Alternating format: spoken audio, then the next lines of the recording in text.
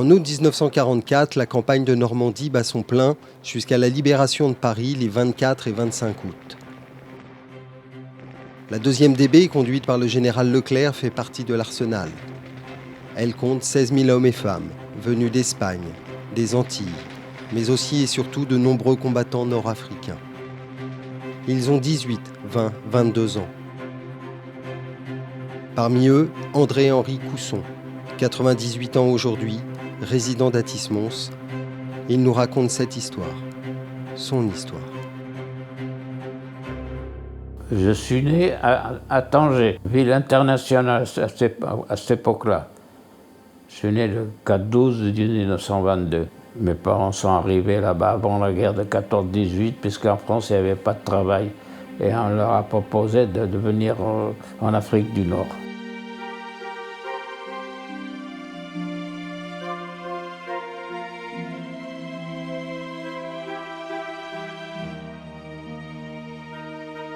J'ai travaillé dans les télécoms.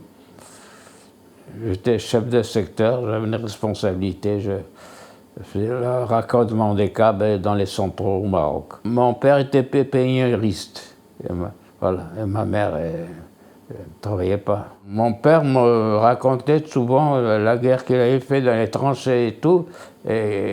Et d'un seul coup, il est mal au cœur de voir la France capituler comme ça. Et en même temps, il y a eu l'appel du général de Gaulle en 1940. 17 juin 1940. Ça fait la une de tous les journaux. Le maréchal Pétain demande aux Allemands l'armistice.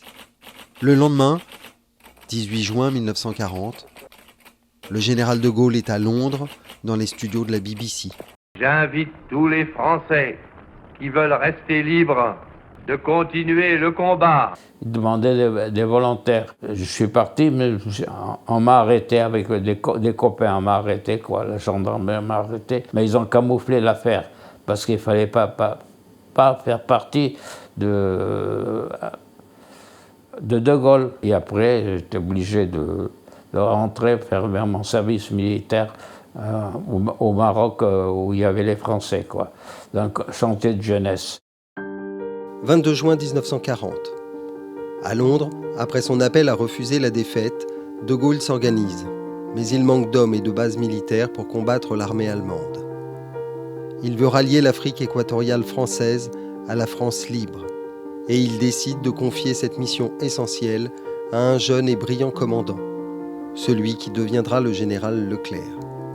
Leclerc atteint les objectifs fixés par De Gaulle. Il obtient le ralliement du Cameroun, du Gabon, du Congo français, de la Libye. Sa détermination est sans faille et il prononce ce serment. Jurer de ne déposer les armes que lorsque nos couleurs flotteront sur la cathédrale de Strasbourg. Après plusieurs batailles glorieuses, le 24 août 1943, la colonne Leclerc prend un nouveau nom. C'est la naissance de la 2e division blindée, la 2e DB. C'était très dur parce que De Gaulle voulait que ce soit une armée très forte. Voilà. Et on nous a armés, habillés, tout ça. L'armement américain, l'habillement et tout. Et après, de Témarin, à côté de Rabat, nous sommes partis à Oran. On est embarqué embarqué à Marcel-Kébir. On a mis 14 jours pour aller en Écosse. Voilà, et l'Écosse, on a été en Angleterre, on est resté un peu de temps, il y a eu le débarquement, on a débarqué à Grand Camp, le 1er août. On a débarqué là, à 1h du matin, et à 4h, on était sur le front. Après 4 ans basés au Maroc, la 2e DB débarque à Saint-Martin de Varreville le 1er août 1944, sur les plages de Utah Beach. Nous sommes juste après le débarquement du 6 juin 1944, et l'issue de la Seconde Guerre mondiale n'est pas encore jouée. Les Allemands défendent sans relâche leur position. Rattachée à la 3e armée américaine du général Patton, la division française est composée de 16 000 hommes et femmes et reçoit l'ordre d'avancer sur les routes de France. Avranches, Le Mans, la libération d'Alençon, la division Leclerc est au cœur du dispositif américain et participe activement au combat. On avait une joie de partir défendre notre pays, parce que c'était notre pays, quoi. J'étais français. Mais puisque ma mère était française, mon père français, et on était tous des pieds noirs, quoi. Ils appelaient les pieds noirs. Il y avait beaucoup de jeunes de France qui ont traversé toute la France et l'Espagne pour s'engager dans la 2e DB. Quand on montait sur le front, on voyait les jeeps remplis de blessés, tout ça. Ça nous faisait quelque chose quand même. Et en même temps, les gens étaient gentils. Certains de Normands étaient très gentils.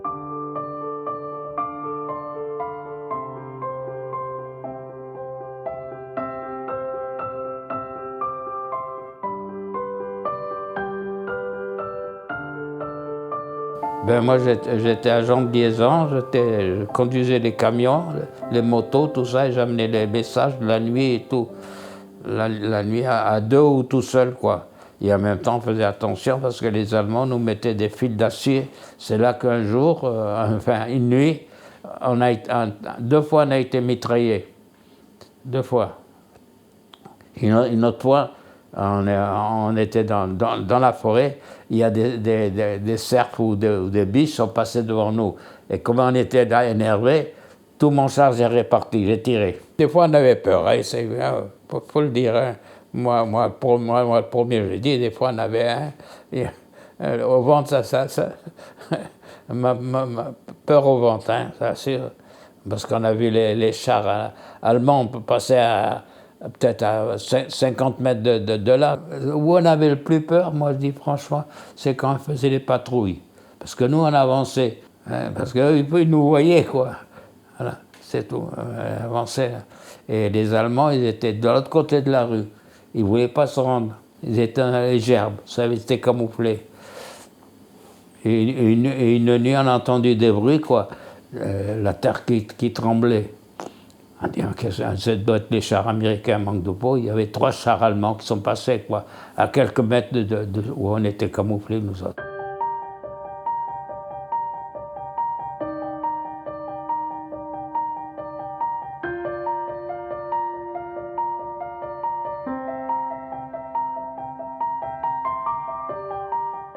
On était obligés, quoi, de se soutenir entre nous. Partager le repas et tout, parce qu'on avait la ration de 5, on appelait ça, le carton de 5.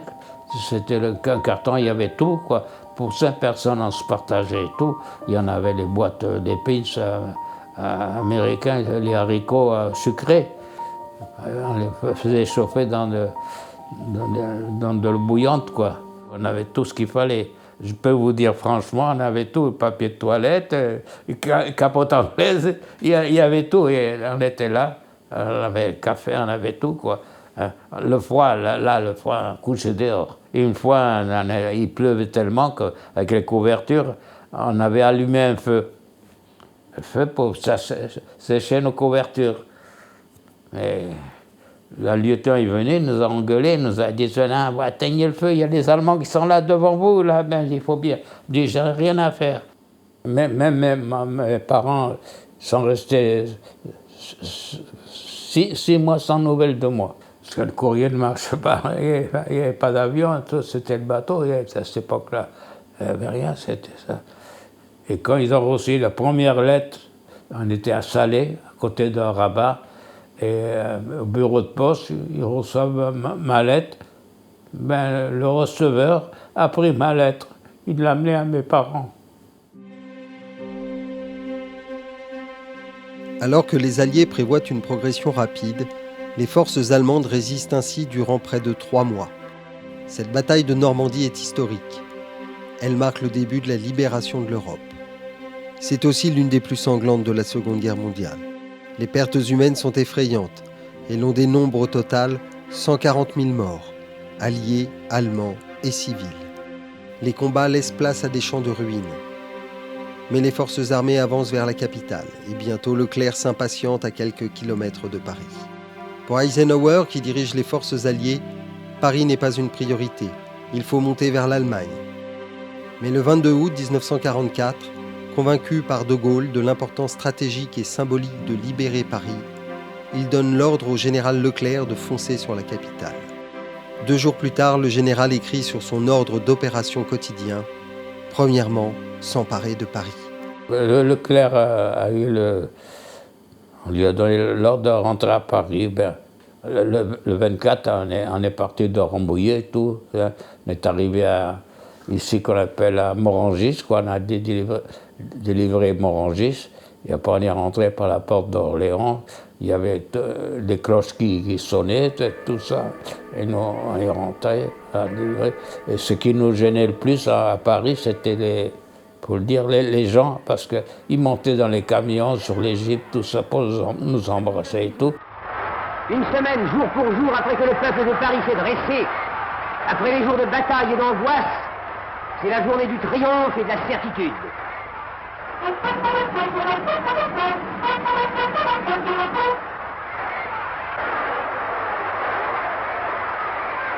Leclerc, Koenig et Juin, il descend les Champs-Élysées à pied, sans face, mêlé à la troupe de ceux qui ont lutté avec lui, hors de France et en France.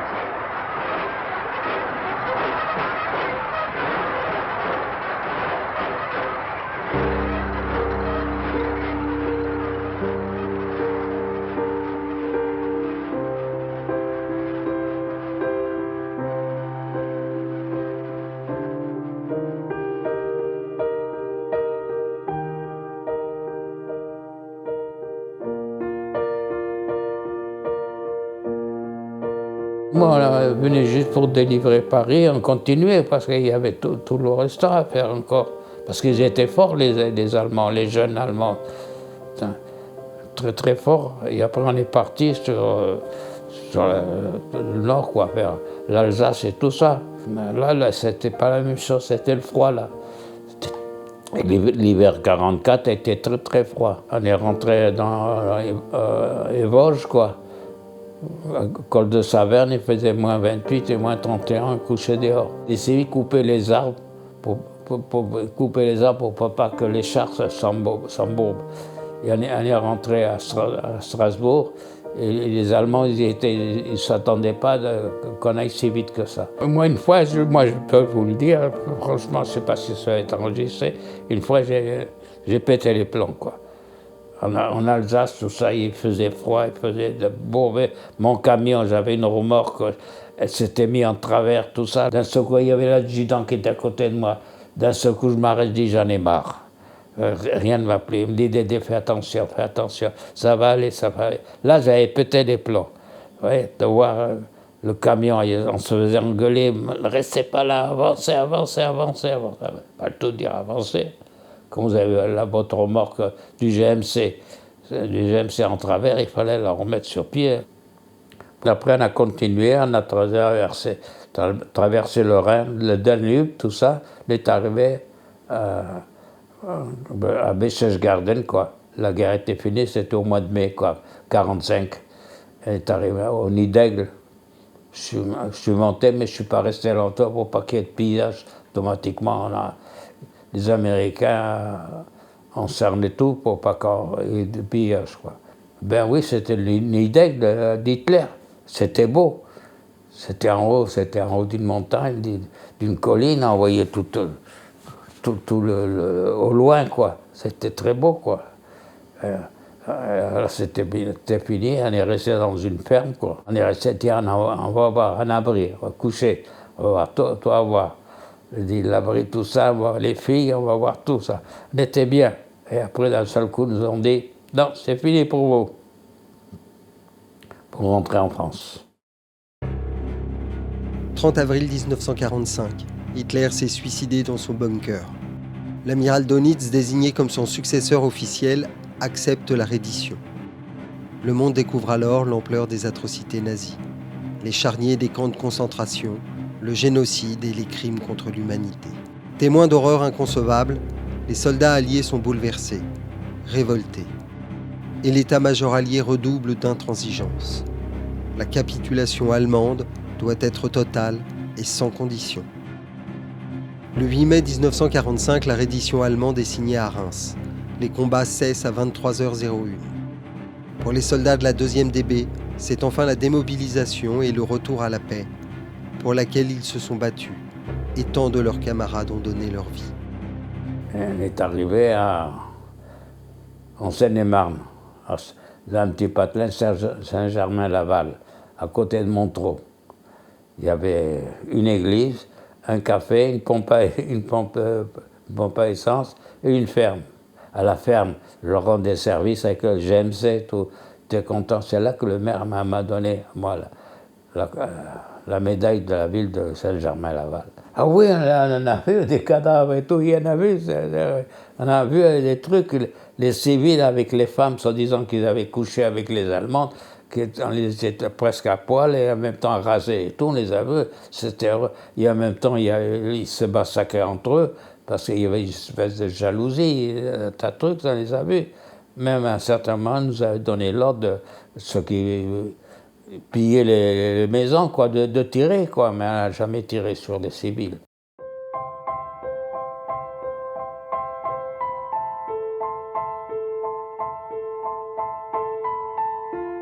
On avait des bons souvenirs et des mauvais souvenirs. Il faut être franc, quoi. On faisait la savane et en même temps on buvait et tout, parce qu'on ne savait pas ce que ça allait se passer le lendemain, quoi.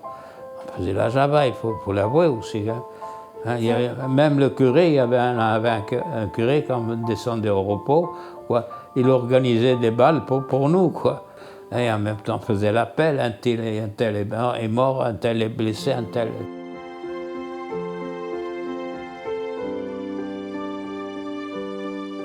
Mais au début, ça a été très dur de se remettre dans la vie civile, parce que même de dormir, on n'était pas habitué à tout ça. La nuit, on se réveillait. Moi, je me réveillais. Des cauchemars, quoi. On peut dire la nuit.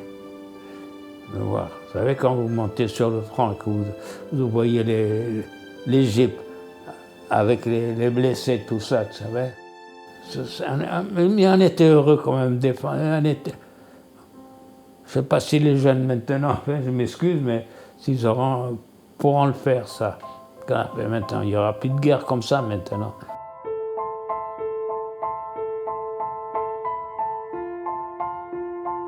Le plus cher pour moi, c'est d'avoir délivré la France. J'avais un bon Dieu avec moi ou un ange, je ne sais pas quoi. D'ailleurs, quand j'ai embarqué, je remets ça, en Algérie, quoi. Quand j'ai embarqué, il y a Santa Cruz. À Santa Cruz, quand on est parti, j'ai regardé Santa Cruz, peut-être je vous l'ai dit, j'espère te revoir. J'ai revu après en 45, parce que, voilà. J'ai dit merci. Santa Cruz, c'est belle ce que j'ai dit là. Quand on est arrivé au Maroc, on était bien reçus, terminé. J'ai repris mon travail, ils nous ont donné un mois de congé. On était heureux de rentrer chez nous, parce qu'à la fin, on en avait marre. J'ai dit à mon père, c'est fini. Il me dit, tu es en bonne santé, c'est le principal. J'ai eu la chance de trouver ma femme, d'avoir des enfants, des petits-enfants. Il paraît que sur l'armée Leclerc, qui ont débarqué, on était 16 000. Il n'en reste plus à peine 200. Il a dit, les Français, il faudra qu'ils disent un très grand merci à tous les pieds noirs d'Afrique du Nord. Ben, ça fait plaisir quand vous avez un général qui vous dit, c'est très bien ce que vous avez fait, hein, il vous a fait la collade et tout, vous savez. Et vous regardez, vous êtes fiers, tiens, j'ai eu la Légion d'honneur. Mon père l'a eu, la Légion d'honneur. Mon oncle a été tué comme officier a eu. 3 Légions d'honneur dans la famille, c'est déjà pas mal. Hein.